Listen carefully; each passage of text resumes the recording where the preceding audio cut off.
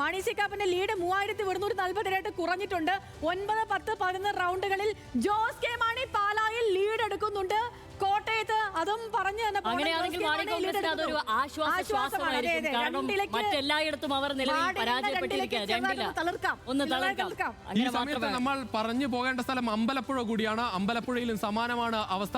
UDFന്റെ ഭാഗമായി മത്സരിച്ച ജി സുധാകരൻ വലിയ ലീഡിലേക്ക് കാര്യങ്ങൾ പോകുന്നു. ഒരു വിജയം പ്രതീക്ഷ തന്നെയാണ് ഈ ഘട്ടത്തിൽ.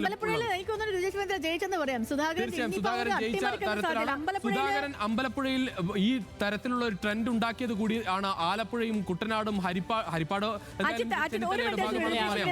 അജിത്ത് ചേരുന്നുണ്ട്. അജിത്തെ 2 തളർക്കുകയാണോ അവിടെ? ഗജലക്ഷ്മി, ശക്തമായ പോരാട്ടമാണ് ഇപ്പോൾ പാലയിൽ നടക്കുന്നത്.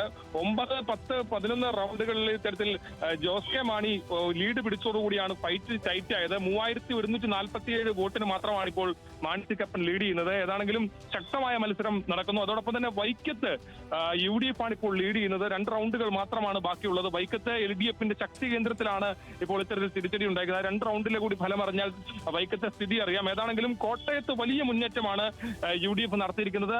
അന്തിമ ഫലത്തിലേക്ക് കാര്യങ്ങൾ എത്തുന്നു. കാഞ്ഞിരപ്പള്ളിയിലും നല്ല ടൈറ്റ് ഫൈറ്റ് ആണ്.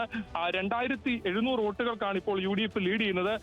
LDFന് സ്വാധീനമുള്ള മേഖലകളിലാണ് ഇനി വോട്ട് എണ്ണുന്നത് കാഞ്ഞിരപ്പള്ളിയിൽ. അത്തരത്തിൽ അവിടെ എന്തായിരിക്കും ഫലം എന്നുള്ള കൂടി അറിയേണ്ടതുണ്ട്. ഈ 3 മണ്ഡലത്തിൽ ഇപ്പോൾ ടൈറ്റ് ഫൈറ്റ് ആണ് നടക്കുന്നത്. ഓക്കെ, ശരി അജിത്തെ, ശരി. ധർമ്മടത്ത് 9 റൗണ്ട് പൂർത്തിയാകുമ്പോൾ പിണറായി വിജയന്റെ ലീഡ് എത്രയാണെന്ന് അറിയാമോ? 2892. അതായത് കുറവാ അല്ലെ?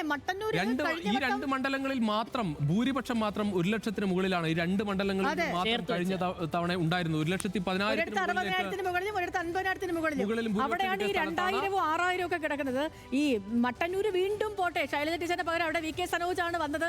അങ്ങനെ പറയാം. ശൈലജ ടീച്ചറിന് ഒരു വ്യക്തിപ്രഭാവമുണ്ട്, അതുവഴി കിട്ടിയ വോട്ടാണെന്ന് കൂടി പറയാം. പക്ഷേ പിണറായി വിജയൻ ധർമ്മടത്ത് 2892 വോട്ടിനാണ് ലീഡ് ചെയ്തതെന്ന് പറഞ്ഞാൽ ധർമ്മടത്ത് പോലും അദ്ദേഹത്തിന് രക്ഷയില്ല. സ്വന്തം തട്ടകത്തിൽ പോലും ക്യാപ്റ്റനെ അടിച്ച് വെളിയിലാക്കുന്നു എന്ന് വേണം ഇതിൽ നിന്നൊക്കെ മനസ്സിലാക്കേണ്ട ഒരു കാര്യം.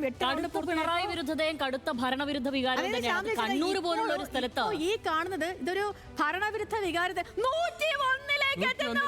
101ലേക്ക് LDF 37, 2 NDA, 101 UDF. 101ലേക്ക് UDF എത്തിയിരിക്കുന്നു.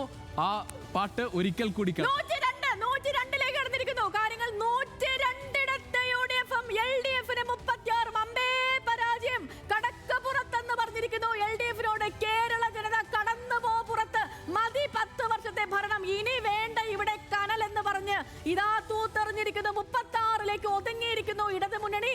102 സീറ്റിലേക്ക് UDF-ന്റെ തേരോട്ടം. VD സതീശന്റെ വിജയം, ടീം UDF-ന്റെ വിജയം, കൈപ്പത്തിയുടെ വിജയം, UDF-ന്റെ വിജയം.